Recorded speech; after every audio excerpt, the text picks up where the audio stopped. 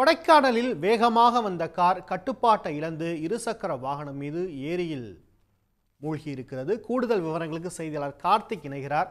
கார்த்திக், இந்த பரிதாபம் நிகழ்ந்தது எப்படி?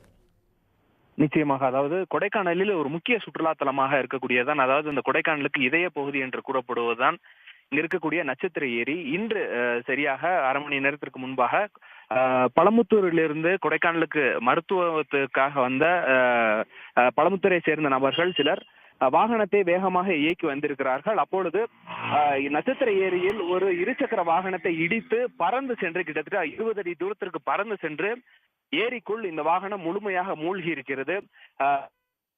இந்த வாகனத்தை இயக்கி வந்த வாலிபர் அதிர்ஷ்டவசமாக உயிர்த்து போயிருக்கிறார். மேலும் அவருடன் வந்தவர்களையும் தற்போது மீட்டு இங்க இருக்கக்கூடிய அரசு மருத்துவமனையில் அனுமதிக்கப்பட்டிருக்கிறார்கள். மேலும் அவர் இடித்த இந்த இருசக்கர வாகனத்தில் வந்த பாண்டீஸ்வரி என்ற பெண் படுகாயமடைந்திருக்கிறார். அவரை தற்போது கொடைக்கானல் அரசு மருத்துவமனையில் அனுமதிக்கப்பட்டிருக்கிறார்கள். மேலும் தற்போது இந்த ஏரியில் மூழ்கி இருக்கக்கூடிய இந்த வாகனத்தை மீட்கும் பணியில் கொடைக்கானல் நகராட்சி ஆணையாளர்கள் மற்றும் இங்க இருக்கக்கூடிய அதிகாரிகள் இந்த பணியில் ஈடுபட்டு வருகிறார்கள்.